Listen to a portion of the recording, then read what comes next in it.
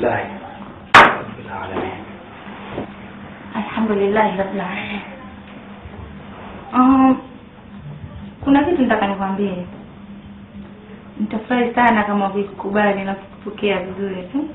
Unajua sisi kina mama haswa wa Kiislamu watu tumejisahau sana hizi sunna za Mtume Muhammad sallallahu alaihi wasallam. Ukizingatia baadhi ya kina mama kama sisi kwenye familia zetu, yani uwezo tunao.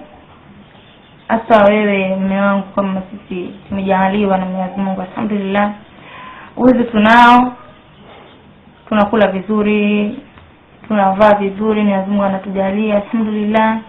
Sasa mimi sioni sababu ya wewe kutoa mke wa pili. Unasema?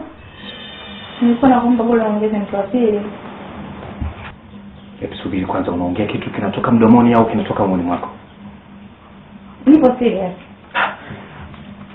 Subhanallah. Yaani wewe, lakini mimi sifikiri kama nimetuma jambo baya. Mbona la kheri tu? Sijasema vibaya. Katika ulimwengu huu wewe utakuwa wa pili, wa kwanza alikuwa Sara, mke wa Nabii Ibrahim alayhi salatu wasalam.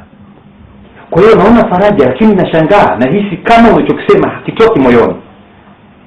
Naomba kwamba kiko unachozungumza wewe kikawa hakitoki mdomoni mwako na moyoni mwako. Umeamua tu kuropoka. Amna, sina maana hiyo.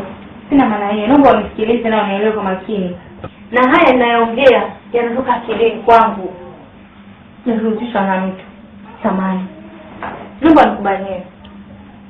Lakini Ajira, mke wangu, naomba nibaishie kitu kimoja.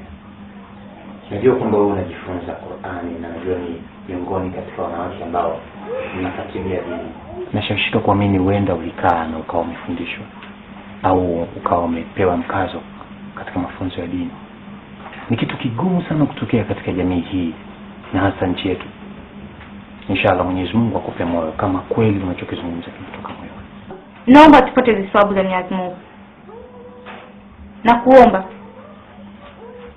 kwa leo sitokuwa tayari kukujibu. Kiza nikwambie. Mimi uamuzi sijaambiwa na mtu wala sijashurutishwa na mtu yoyote. Nimetoka mwenyewe kwenye fikra zangu. Kwanza hii ni sunna bwana. Ajira, mimi msikize.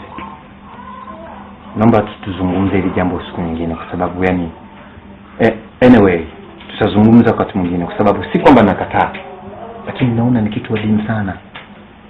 Ni kitu adimu. Ni sawa na kuzungumzia kufufuka kwa mtu aliyekufa miaka 10 iliyopita. Sijawahi kusikia. Wewe ni mwanamke wa pili baada ya Sara kama nilivyosema. Basi naomba ukae ufikirie kwa sababu hadi binti mwenyewe yupo mwenye maadili, ni mzuri. Na mimi mwenyewe ndio nilofaa, ninayeona atakayenifaa au mke mwenzangu. Naomba muda wote kwa tayari niambie tu.